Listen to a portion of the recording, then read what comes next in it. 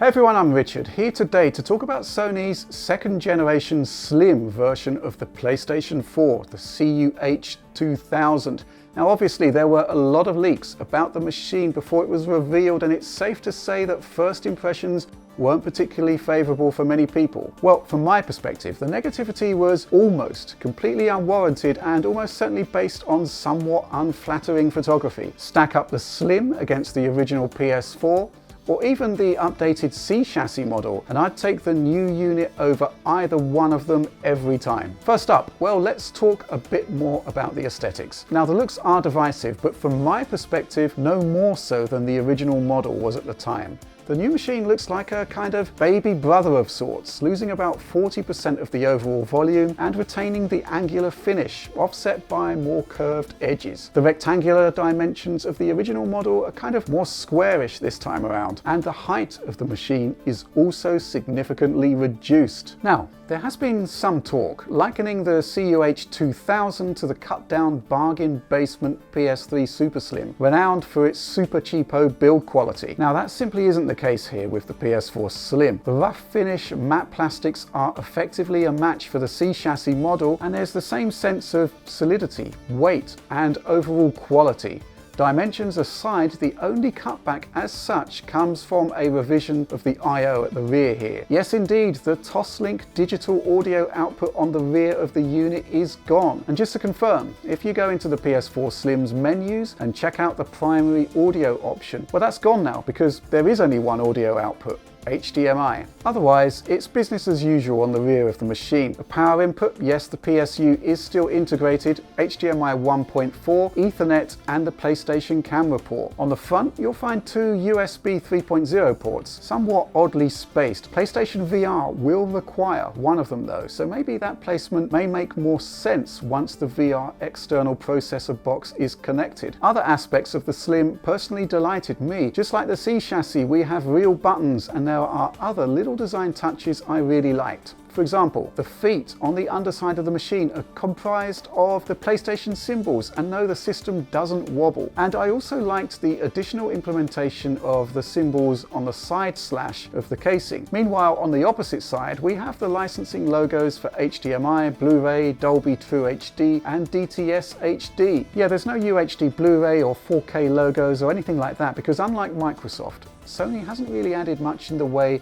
of functionality to the new PlayStation 4. But what's clear is that Sony has indeed followed the same strategy as Microsoft in other ways. The Xbox One S utilizes FinFET fabrication technology for a revised processor that produces a more power-efficient console overall. In the process of redesigning the chip for the smaller process, they added additional functionality.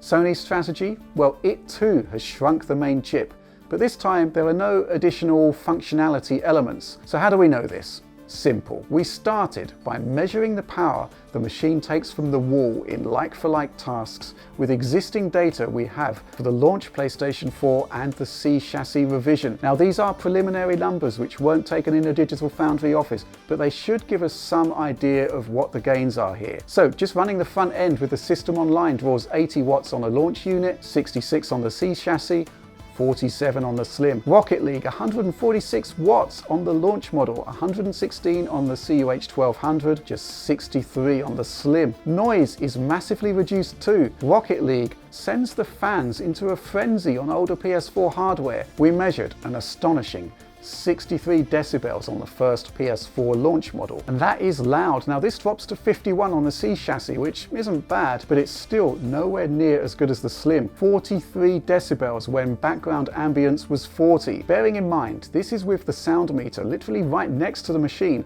we can safely say that this is whisper quiet. But yeah, we did manage to whip up the cooling assembly using fan favourite Assassin's Creed Unity. For some bizarre reason, just loading up this game to the title screen whips up an insane amount of noise on older PlayStation hardware. Super loud on the launch PS4, almost 65 decibels, but it drops back to 55 on the C chassis. And now here's the thing, basically the same on the Slim, even though power consumption drops by 35% from the oldest model to the newest. Why? Well, I'm not entirely sure, but what I can say is that there's no improvement to the noise produced by the Blu-ray drive as such, and the disc is spinning on this Assassin's Creed Unity test.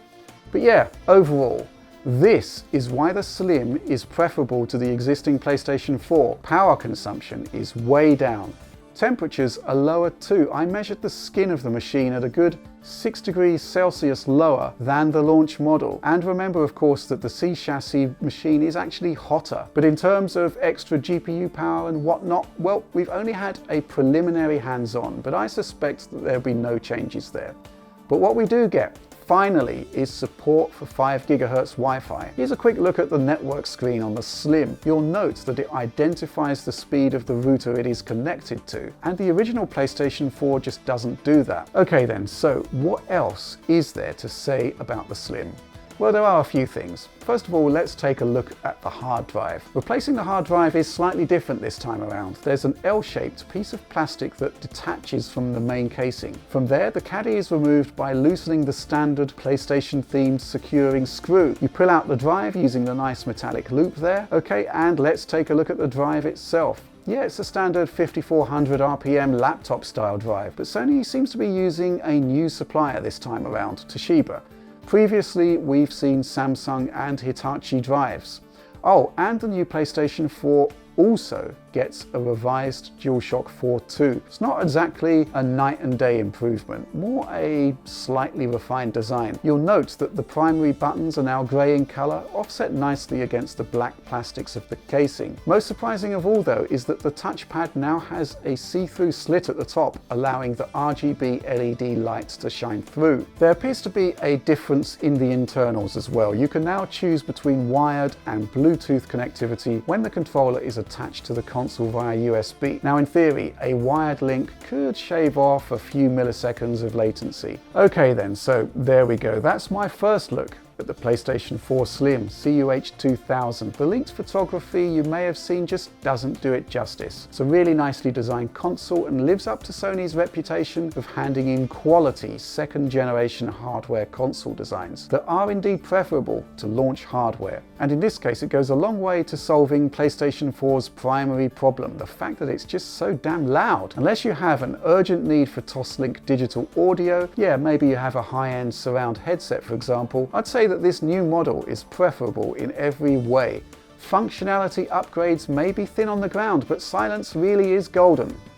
Okay then, right, well that's enough for now. I hope you really enjoyed this look at the new Slim, and stay tuned for our coverage of Sony's next generation PlayStation.